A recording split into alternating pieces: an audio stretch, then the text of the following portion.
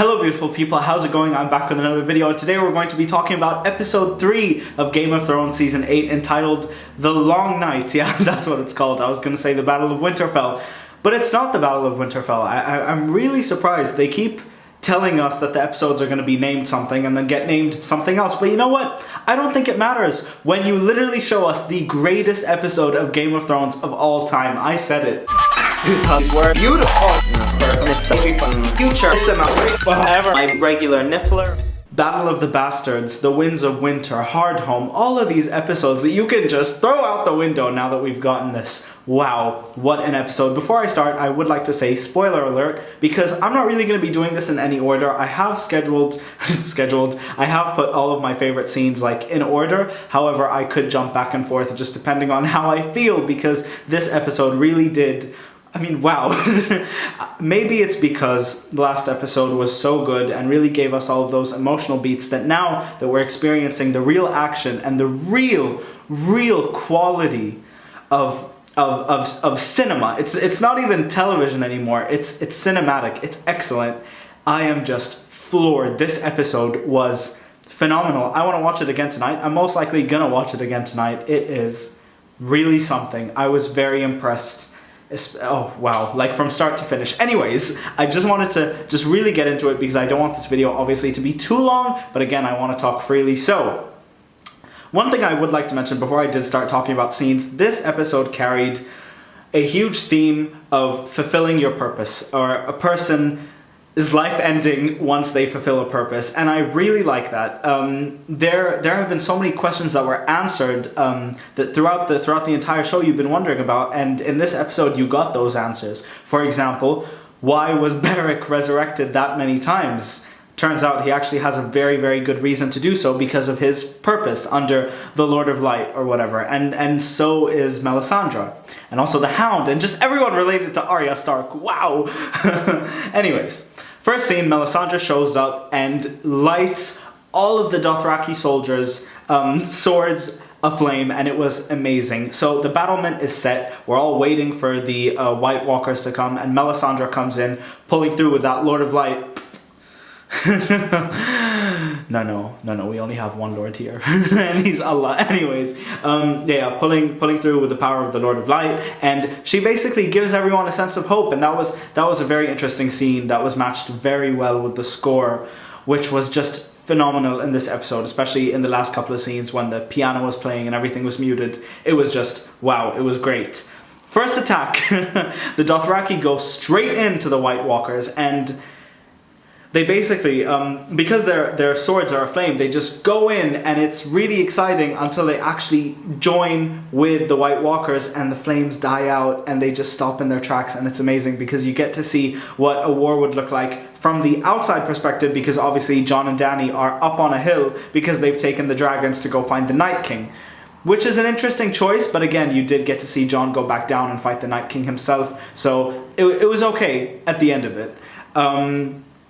In the battle, when the White Walkers obviously come through and they destroy the Dothraki, what happens is Ed sacrifices himself for Sam. And that's great. I knew that Sam wasn't going to die. I have a theory that Sam is going to be the one to write the entire thing, so it's okay. I knew that Sam wasn't going to die, and Ed had to die sooner or later, I guess. I'm just saying it wasn't really impactful for me, which is fine. Again, really fine, especially because of the later deaths that we got, especially one, Greyjoy in particular.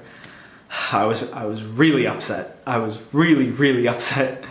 Dany and Jon dragons to fight the king, right? So they basically went onto their dragons to go find the Night King, and there was this huge battle, and again, this is a bit not in order, but there was a huge battle in the sky with the 3 dragons. I know that a lot of people had complaints that they couldn't see anything, but I watched the episode on my laptop with all of the curtains shut and lights out, and I was pretty fine, and the brightness was on highest, and so I enjoyed myself. I didn't really feel like it was a complaint. However, I definitely understand and can definitely see where they were coming from. Whoever complained about lighting on Twitter, I totally see where you're coming from. But that fight with the dragons, especially when Viserion started spewing out blue flames, it really just made the screen brighter, and so that actually helped. But again, I didn't have a problem with that at all. Then, of course, you kind of, the fight was really interesting because it goes back and forth in different places. You have outside the castle, inside the castle, where the dragons are, and then you have the Godswood with Bran and Theon and everyone protecting them around them. And it was the Godswood was one of my favorite set pieces in this extravagant battle. This was the greatest battle I've ever seen ever, like full stop, and not just because I'm a Game of Thrones fan. Better than the Battle of Hogwarts. For those of you wondering, I swear to God, wow. In that scene, Bran says, I have to go, and he wargs into just ravens, and he's just flying around all of Winterfell, and he gets to see everything, and by proxy, he gets to give us a really good shot of the entire battle in all of the different areas. It was just phenomenal, the way they shot this. Whoever directed this, I'm sorry I don't know your name, but I love you. Like, really, wow. Arya Stark. Arya Stark, okay? I don't even know where to start. Let's start with characters that surround Arya, and by them, I mean the Hound. There was an amazing moment when in this entire battle, the Hound is still afraid of fire, and he doesn't want to do it. He doesn't want to fight, and Beric's trying to convince him to, and he refuses until he sees Arya needing help, and he runs in completely fearless to protect this girl who I guess he kind of sees as a daughter. I don't know. I mean, Ned's dead. For most of the time. Ned's dead, and I guess the Hound is like a father figure to Arya, a shitty one, but one at that, and I think that's nice, and you really get to see them fight for each other, especially in a scene when the Hound was running back into the castle when the walkers made it through, and Melisandre, amazing scene, Melisandre lit a flame that surrounded the entire castle for protection, but that went down, and again, the Hound was running back in, and Arya shot a walker behind him just to protect him. Again, really small moments that mean a lot, especially in the war scenes. I think other war scenes that were done well were Brienne and Jaime, but I don't really want to talk about that because I felt like Brienne should have died in this episode.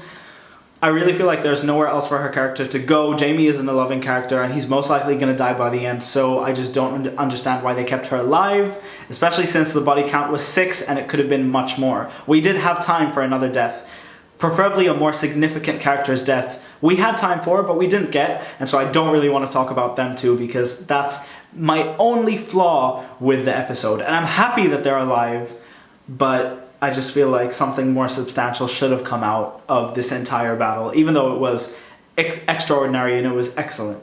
Beric's death for Arya, again, really adorable, but again, really tells you that this guy had one purpose and he just fulfilled it. It's great. Beric's purpose was to come back one last time to save Arya so that she can eventually do that thing at the end of the episode, which I'm not going to get to. I want to save that for the very end. And that was her purpose, and that was his purpose, sorry, and that was why the Lord of Light brought him back so many times.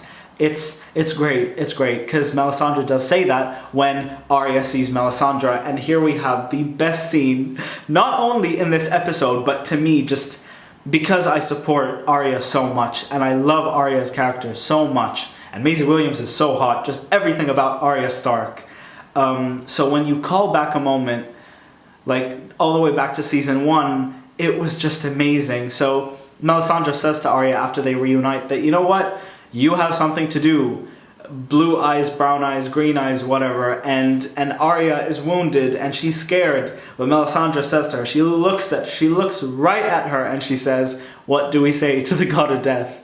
And Arya says, not today, and runs out. And that's honestly my favorite scene, not only the season, maybe in the entire show, because it just goes to show you how far Arya's come. She's literally started under the hands of her father, who was then killed, and therefore she had to be sent away, become a boy, and then go through like a year of training with the Faceless Men, and become a faceless woman, and become an assassin, and grow up literally before our eyes. We saw her go from 10 to 22, no, from 12 to 22, and I guess from 10 to 18 on the show. But it's just excellent, and it really tells you that Arya has come full circle, and she's learning from like the very first day of the entire show, and she uses it, and it's amazing because the episode makes you forget about that scene until the very end when that thing happens. But again, I'll get back to that later. Then the crypts, okay?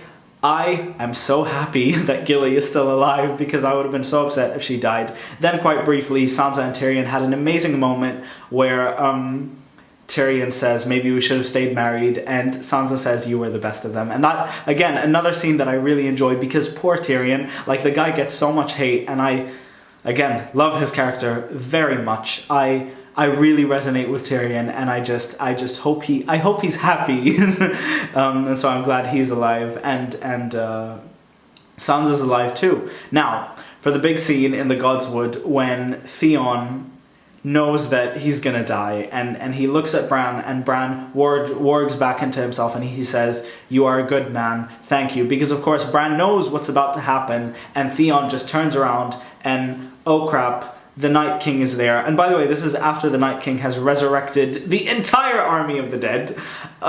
It was just shocking. Oh wait, I forgot to talk about something. Yeah, Lyanna Mormont. Wouch. Lyanna Mormont was killed by a giant until she stabbed him in the eye. But of course, he had ripped everything out of her soul by that point. But again, an amazing character with an amazing conclusion. I'm so sorry I didn't talk about that. It just kind of flew over my head. Again, I'm so sorry. But yes, battle in the Godswood. Theon turns around, looks directly at the Night King and charges for him, and the Night King just rips his heart apart. And Theon is such a tragic character, and he's a character that I enjoy very much. I'm upset we still don't have a Funko Pop of him, and I don't know if we're gonna get one now that he's dead, but the poor guy. He just wanted to feel like he belonged, and he didn't realize that he belonged in Winterfell the entire time, but now he's home, and again, Bran said that, and I just really appreciate the way he went, protecting Bran, because again, he betrayed Bran in episode 2 of season 2 when he took Winterfell, and he claimed that he killed him. So again, that's another full circle moment that I just really appreciate. And then, here we go. Night King shows up, looks Bran dead in the eyes, pulls out his sword, and Arya Stark just like jumps back. Oh my god. Okay, Arya Stark like jumps in, and the Night King obviously senses that, and he turns around, he grabs her by the neck, and of course she's holding the Valyrian steel dagger, and so how does this happen? She drops it, so he's grabbing her here, and she drops it with this hand. She grabs it from the hand below, and she stabs him in like the area where the Children of the Forest stabbed him to create him. It was wow. Arya Stark is the woman who saved Winterfell. Arya Stark was the woman who killed the Night King, not the girl, the woman. I also made a connection today that no one can kill the Night King. No one can kill the Night King, if you know what I mean. Wow. Oh. Wow, what an episode, what an episode. And in that chaos with the piano playing, Jorah Mormont is killed. I think one thing that I've grown to like about Jorah over the past couple of years is he kind of tells you that it's okay to love someone who's not going to love you back. He's happy and he's peaceful doing what he likes to do. He likes to risk his entire life for Daenerys, even though he knows in his heart that she's never going to love him back. And I guess that's okay, because he died. I mean, I can't imagine any other way that that he would have died. I can't imagine it, because at the end of the day, his purpose is to serve Daenerys, and he died protecting her. That's it. And that was an amazing way to cap off the episode, until Melisandre leaves, undead of course. And by undead I mean not dead, and she takes her necklace off and she walks out. The battle is over. They've won. Melisandre's purpose has been fulfilled. And then she takes off her necklace, and you can see her. I'm glad there wasn't any nudity. I think, so basically, my view on nudity on the show is sometimes it's necessary and sometimes it really isn't. And if they literally would have shown an old lady's white ass as she walks out of Winterfell as the last scene of the Long Night, it just would have taken away from it. It would have been funny. And so they didn't, and I'm really glad that they didn't. She lifts off her dress, and you can't see anything, but you can see that her hair turns white, and she's old, and she collapses, and that's the end of the episode.